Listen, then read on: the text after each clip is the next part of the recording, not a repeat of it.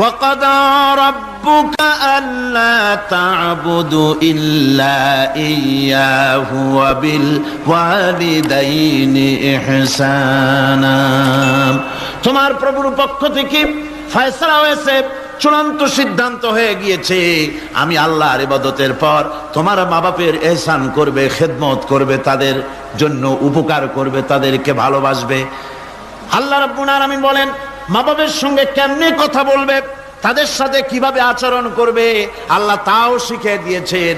আল্লাহ পাক বলেন ওয়ালা তাকুল লাহুমা وَقُلْ لَهُمَا قَوْلًا كَرِيمًا। মা বাবার সাথে সম্মানজনক কথা বলো। وَقُلْ لَهُمَا قَوْلًا كَرِيمًا, সম্মানজনক কথা বলো, মাথায় ঝাঁকি দিয়ে রাগ করে চোখ মোটা করে কথা বলো না।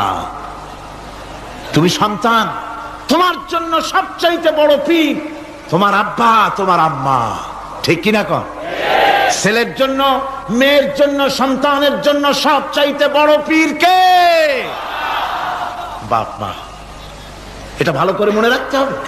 আপনার মাওলানা সাহেবদের দোয়া, পীর সাহেবদের দোয়া কবুল হতেও পারে, নাও হতে পারে, 50-50 সম্ভাবনাও আছে, আবার সম্ভাবনা নাই।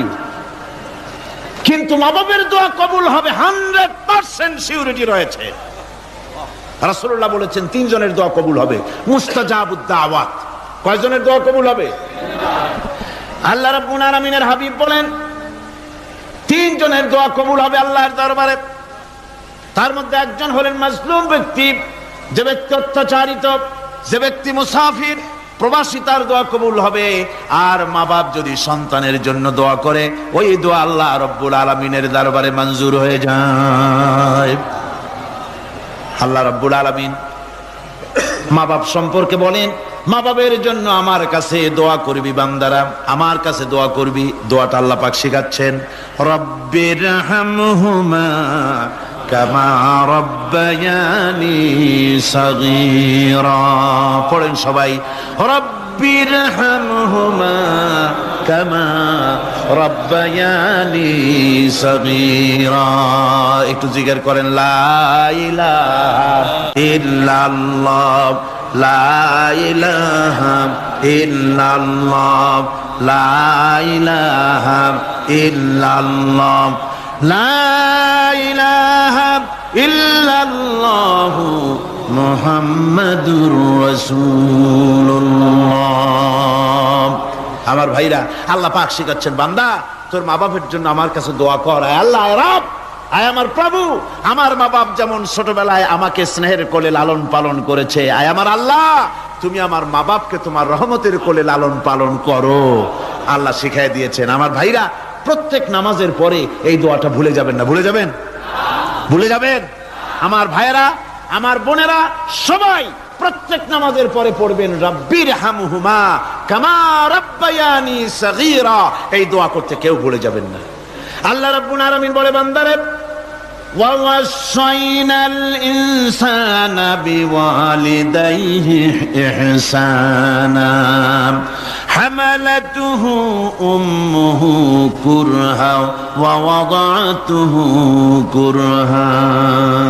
আল্লাহ পাক বলেন, আমি পৃথিবীর সমস্ত মানব মণ্ডলীকে উপদেশ দিয়েছি, মা বাপকে সম্মান করো, শ্রদ্ধা করো, তাদের উপকার করো। তার কারণ হলো তোমার মা তোমাকে গর্ভে ধারণ করেছে অত্যন্ত কষ্টের সাথে। আল্লাহ বলতেছেন, মা তোমাকে গর্ভ ধারণ করেছে অত্যন্ত কষ্টের সাথে, এরপরে তোমাকে ডেলিভারি করেছেন অত্যন্ত কষ্টের সাথে, তোমাকে ডেলিভারি করেছেন। গভীর রাত্রে মানুষ সব ঘুমায় যায়, গর্ভবতী মা ঘুমাতে পারে না, সন্তান পেটের ভিতরে হাঁটু দিয়া গুতা মেরেছে, পা দিয়া লাথি মেরেছে। মা চরম শীতের রাত্রে, প্রচন্ড শীতের রাতে গায়ের লেপটা সরায় দিয়া মা একবার দাঁড়ায়, আর একবার বসে, একবার দেওয়ালের সাথে হেলান দিয়া দাঁড়ায়, কষ্ট করে রাতটারে কাটায় দেয়।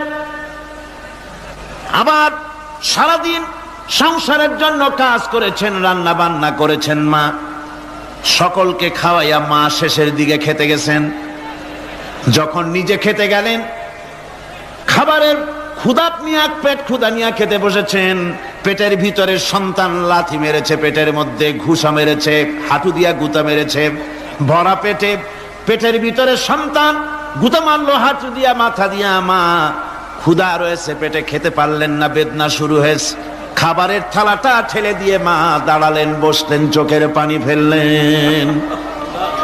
এভাবে করে মা একটা দুইটা দিন নয়, 10টি মাস পর্যন্ত সন্তানটাকে পেটের মধ্যে নিয়ে, একটা জীবিত মানুষ আর একটা জীবিত সন্তান পেটের মধ্যে নিয়ে নড়াচড়া করছেন, চলাফেরা করছেন। কিতাবের মধ্যে এসেছে রাতের বেলায় মা যে ঘুমাতে পারেন না সন্তানের নড়াচড়ার কারণে, রাতভর ইবাদত করলে যত সওয়াব পাওয়া যেত আল্লাহ ওই সওয়াব মায়ের আমলনামায় লিখে দেন।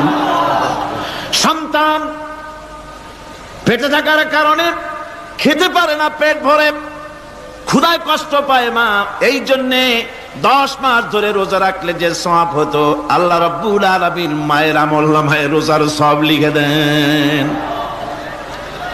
10 মাস পুরে গেল, সন্তান ডেলিভারির সময়ে চলে এলো। মায়ের মন বিমর্ষ, সন্তান ডেলিভারি হবে, না জানি মরে যায় নাকি, না জানি অপারেশন লাগে নাকি, কি অবস্থা হবে। মা খেতে পারে না, মুখটা শুকায়া যায়। ডেলিভারির সময় যখন আসে, মা বাবার কাছ থেকে বিদায় নিয়ে যায়, স্বামীকে একান্তে গোপনে ডেকে নিয়ে বলে, প্রাণের স্বামী, দীর্ঘদিন একসঙ্গে ঘর কন্যা করেছি, অপরাধ হয়ে যেতে পারে, আমারে মাফ করে দিও। আমার মনে হয় এবার আমি আর বাঁচবো না। সংসার থাকলো, চাবি থাকলো, সব বুঝে নাও, আমারে মাফ করে দিও। মা চলে গেল সতিকা গৃহে, ক্লিনিকে চলে গেল, অপারেশন থিয়েটারে চলে গেল, অথবা ডেলিভারির জায়গায় চলে গেল। ডেলিভারি পেইন শুরু হয়ে গেল, বেদনা শুরু হয়ে গেল। এক একটা বেদনা যেন মায়ের এক একটা মৃত্যু যন্ত্রণা শুরু হয়ে যায়। এমন যন্ত্রণা, প্রসব বেদনা দুনিয়ার ভুক্তভোগী মা